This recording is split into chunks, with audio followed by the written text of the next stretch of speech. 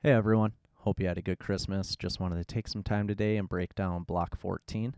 Block 14, also known as Bipole Bipole, will start showing the dive pool when you're flying in the AA or what's known as the Intermediate Division. And is just a real quick reminder, there's three portions to a block. There's the beginning, which is known as the top of the block, the middle, which is known as the inter, and the inner will consist of individuals and or pieces rotating, and the ending, which is known as the close. And as we look at the top of the block here, we'll start by looking at the two out-facing flyers. Nick wearing the gray helmet, he's flying outside center, and Steph wearing the black helmet, she's flying inside center. And take note of how they're both out-facing, but they're not facing directly outwards. They're both slightly cockeyed to the left about 10-15 degrees.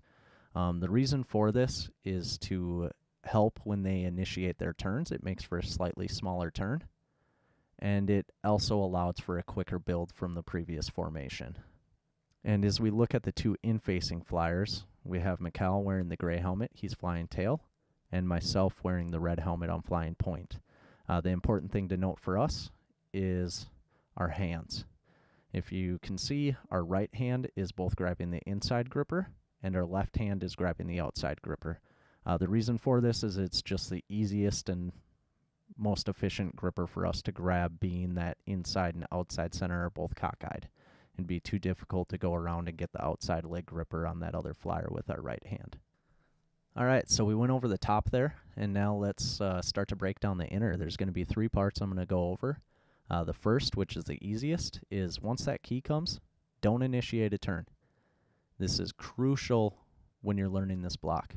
Take a half second, find your center point, make sure you're not drifting away from the formation, and then initiate your turn.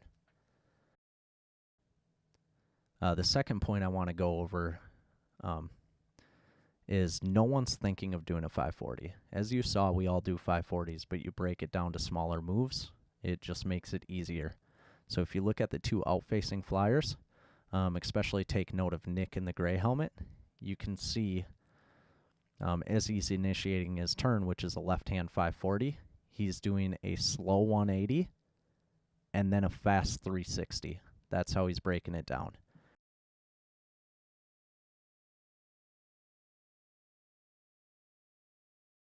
And for the two in-facing flyers, Mikal and myself, take note of Mikal because you'll notice it more than you will by watching me, is we're making right-hand turns, and we're thinking a fast 360 and then finishing with a slow 180.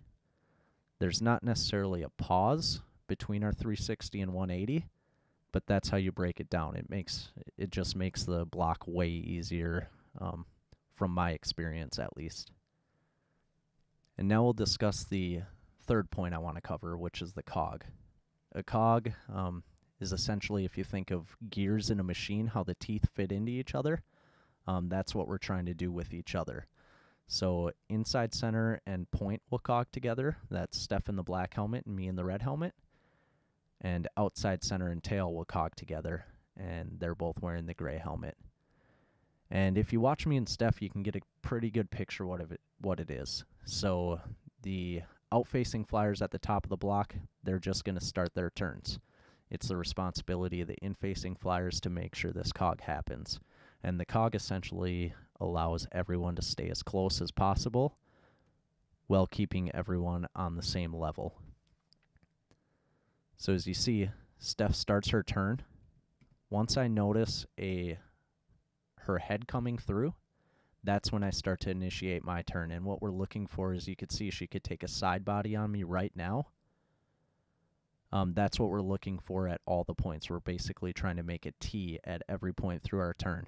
So as we go through, we make that T again with my legs facing her, and once again with her legs facing me.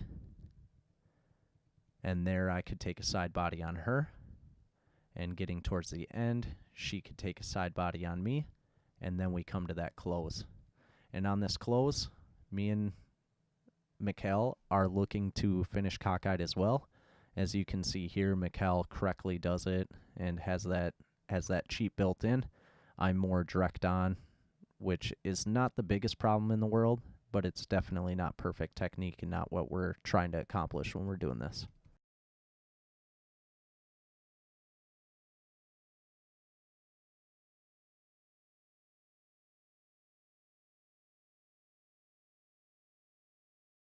All right, and that's block 14.